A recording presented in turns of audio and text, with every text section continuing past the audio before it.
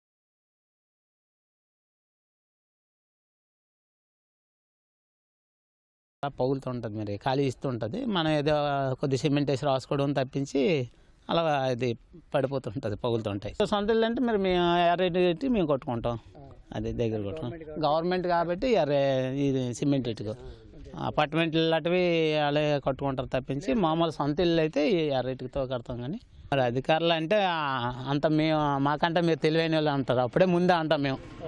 మేము తెలిసిన వాళ్ళని అడుగుతుంటాం, మన కట్టిన వాళ్ళు చూస్తుంటాం.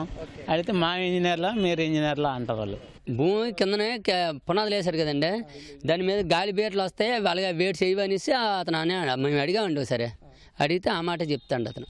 చాలా మంది రోడ్డు అంటే వచ్చిన వాళ్ళు అప్పుడే ఆ కాళ్ళు ఇవ్వపోయినాయి, గవర్నమెంట్ ఇల్లు కట్టేసింది అప్పుడే బదులైపోయినాయి అని అంటారండి. బాత్రూమ్ కూడా పూర్తిగా అవ్వలేదండి. ఇక్కడేమో మరి నీళ్ళ ట్యాంకీ కూడా పూర్తిగా అవ్వలేదు. మాకు నీళ్ళు కూడా అందట్లేదు, మాకు రోడ్లు కూడా వేయలేదు, కరెంట్లు కూడా రాలేదండి. కరెంట్లు మరి 7 నెలలు 6 నెలలు అయిపోతుంది మేము ఇక్కడ దిగిపోయి.